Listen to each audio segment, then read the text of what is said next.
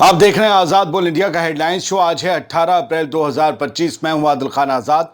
दुनिया के सबसे बड़े अखबारों और पोर्टल से चुनी गई कुछ बड़ी खबरों को आपके सामने रखेंगे जिन्होंने आज सुर्खियां बटोरी।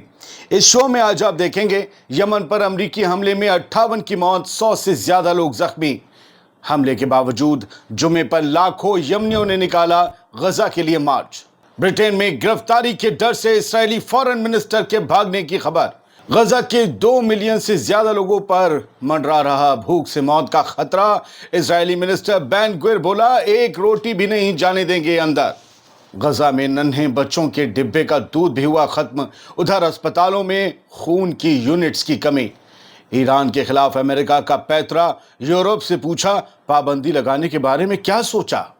और लेबनान में फिर हुई एयर स्ट्राइक। इधर इराक और सीरिया के टॉप लीडर्स की कतर में हुई मुलाकात।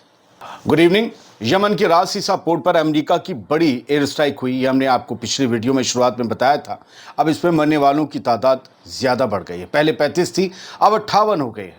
58 लोग मारे गए हैं, 126 लोग जख्मी हैं। अमेरिका ने यमन के रास ईसा ऑयल पोर्ट पर जबरदस्त एयर स्ट्राइक्स की रात से शहर तक। इसमें कम से कम 58 लोगों की जान चली गई, जबकि 126 से ज़्यादा अफराद जख्मी हुए। ये सब उस पोर्ट पर, उस बंदरगाह पर, उस ऑयल बंदरगाह पर काम करने वाले लोग थे।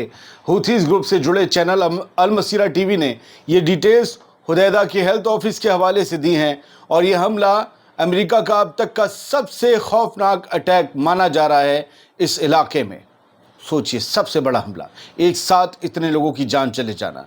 अमेरिका की सेंट्रल कमांड, जिसे यूएस सेंटकॉम भी कहते हैं, उसने भी इन स्ट्राइक्स का इकरार किया है। सेंटकॉम के मुताबिक ये एक्शन हूथी लड़ाकों के फ्यूल, उनके पैसे का सोर्स खत्म करने के लिए किया गया। अब कुछ चीज़ें और देखिए।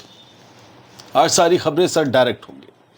ये है जुमे के बाद की तस्वीरें यमन की, और ये है यमन का शहर सादा। वहाँ पर हज़ारों लाखों की तादाद में यमनी सड़कों पर उतरे और इन सब ने जो है फ़लस्तीन के लोगों के हक़ में आवाज़ बुलंद की। और जो कहा लिखा कि ये कुछ न्यूज़ नेटवर्क ने कि अमेरिका की फ़ंड से जो इजराइल जेनोसाइड कर रहा है गज़ा में, उसके ख़िलाफ़ इन लोगों ने आवाज़ उठाई। अब मुझे समझ नहीं आ रहा कि इसमें कितने हुथीज़ के लड़ाके होंगे। ज़रा शोर सुनिए। कट करके हम बस 1, 2, 3 फ्रेम आपको दिखा रहे हैं, क्योंकि दूसरों का वीडियो, हम अल मसीरा को इसका क्रेडिट दे रहे हैं।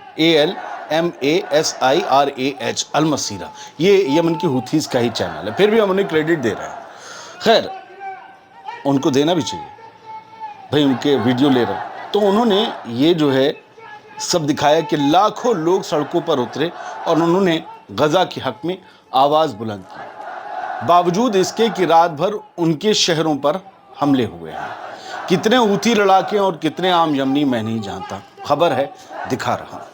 लेकिन अमेरिका की भी तो तैयारी पूरी है। यूएस सेंटकॉम ने जो मैसेज दिया, लेकिन उन्होंने इससे हमले से कुछ घंटों पहले 16 अप्रैल की सुबह में ये तैयारी अपनी दिखाई थी। आज 18 है और आज जो इन्होंने हमले किए हैं उसकी तस्वीर ये कुछ घंटों बाद देंगे, आएगी तो हम दिखाएंगे।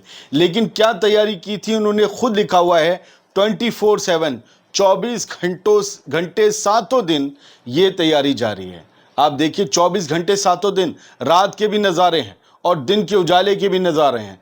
हर रात हर सुबह उनके एयरक्राफ्ट, उनके फाइटर जेट्स टेक ऑफ कर रहे हैं, उनके एयरक्राफ्ट कैरियर से, हैरी एस ट्रूमैन और बाकी से। और उन्होंने हैशटैग दिया है यूएस की आर्मी के सेंट्रल कमांड ने कि हैशटैग हाउथीज आर टेररिस्ट, हाउथीज आतंकवादी हैं, दहशतगर्द हैं।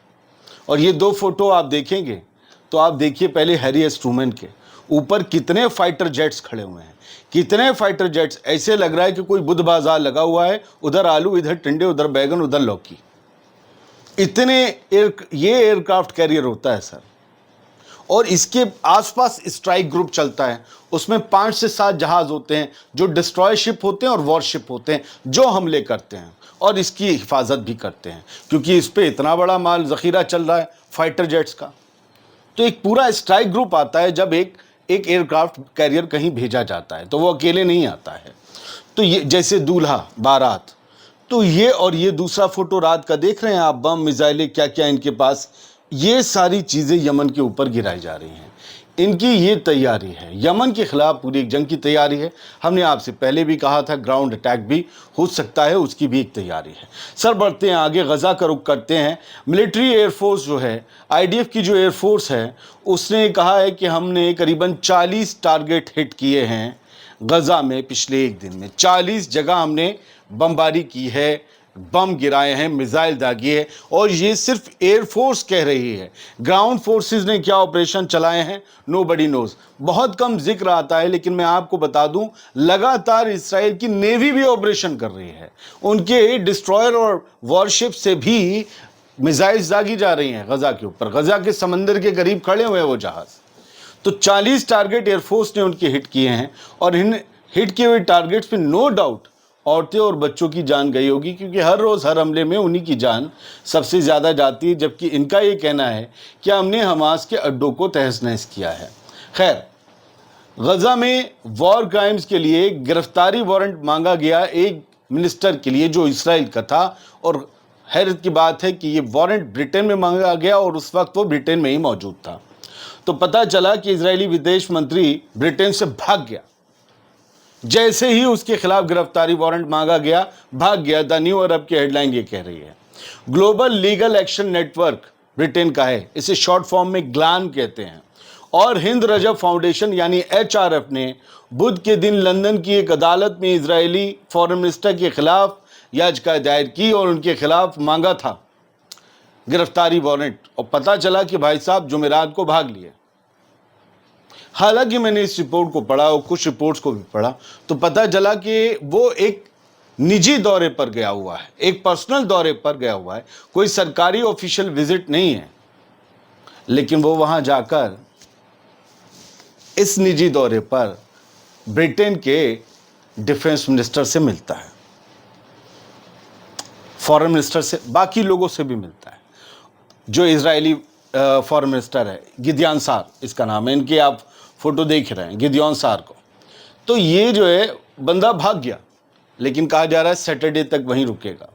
हालांकि कहा गया है कि बहुत गुपचुप तरीके से ये बताया गया कि अज्ञात स्रोतों के सोर्सेस के हवाले से कि शाह ने यूके की फॉरेन मिनिस्टर डेविड लैमी से बहुत ही खुफिया तरीके से मुलाकात की थी, कि बंदे को पता था कि हमें कहीं पकड़ लिया जाएगा, तो इसलिए भाग गया है, ये कहा गया।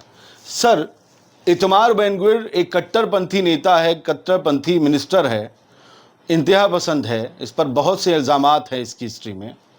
उस बंदे ने ये कहा है कि no deal, no ceasefire, no aid, यानी हमास से कोई डील नहीं होगी, गज़ा में कोई सीज़ फायर नहीं होगा और गज़ा में कोई एड नहीं भेजी जाएगी। उसने कहा है कि कोई भी डील नहीं करनी है हमास से, और कोई भी ह्यूमैनिटेरियन एड अंदर नहीं भेजनी है अनटिल एंड अनलेस, जब तक हम फ़लस्तीनी ग्रुप को हरा नहीं देते, यानी हमास को हम ख़त्म नहीं कर देते, तब तक ना सीज़ फायर, ना कोई खाना, ना राशन, ना पानी, ना दवाई। 18 महीने की जंग में, 19 महीने की जंग में ये और IDF अभी तक हमास को ख़त्म नहीं कर पाए, वरना ये जंग इनके हिसाब से ख़त्म हो गई होती। अब किस तरीके से ये कह रहे हैं कि हमास को ख़त्म कर देंगे? 3-4 दिन की बात है क्या? अगर इसमें और 19 महीने लग गए, आपको अगर मान भी लिया लग गए, तो 19 महीने तक गज़ा के लोग भूखे रहेंगे। ये इनका कट्टरपंथ है। इसराइल के कट्टरपंथी मिनिस्टर गज़ा पर न्यूक्लियर बॉम्ब गिराने और गज़ा की तमाम आबादी को साफ कर देने की, बच्चे बच्चे को मार देने की बात कह चुके हैं वहाँ के लीडर्स, रिकॉर्डेड बयान है।